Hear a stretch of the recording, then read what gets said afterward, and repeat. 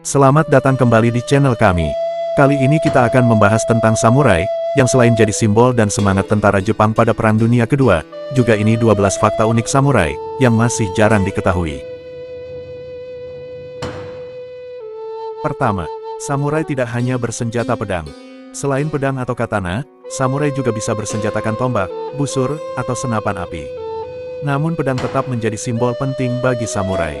Kedua, samurai bukan hanya laki-laki, ada juga samurai wanita. Meski jumlahnya sedikit, ada sejarah samurai wanita yang dikenal sebagai Onabu Geisha, yang juga terlatih dalam seni bela diri dan bertugas dalam pertahanan kastil. Ketiga, samurai tidak boleh kehilangan martabatnya.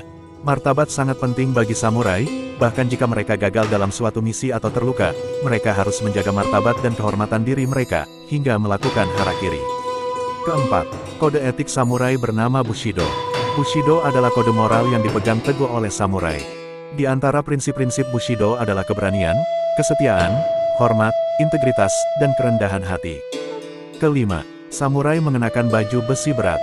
Baju besi yang terbuat dari logam, seperti besi atau perunggu, digunakan sebagai penjaga tubuh untuk melindungi samurai dalam pertempuran.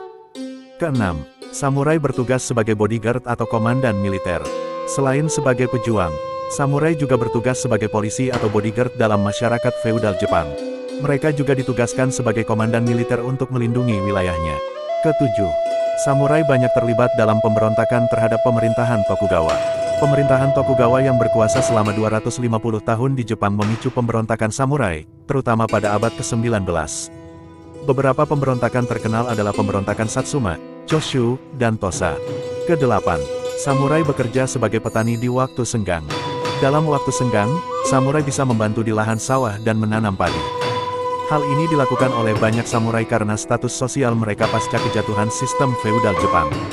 Kesembilan, samurai lihat darah sebagai sebuah kesenangan.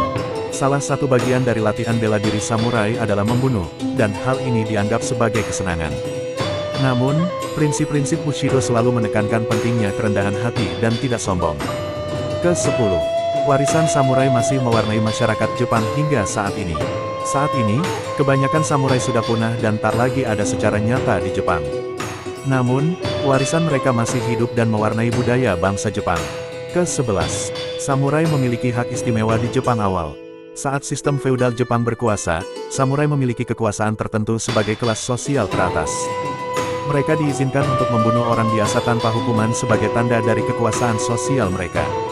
Ke-12, samurai dianggap sebagai orang terpelajar karena mempelajari seni dan sastra. Selain keterampilan bela diri, samurai juga dianggap sebagai orang yang terpelajar karena mempelajari seni dan sastra.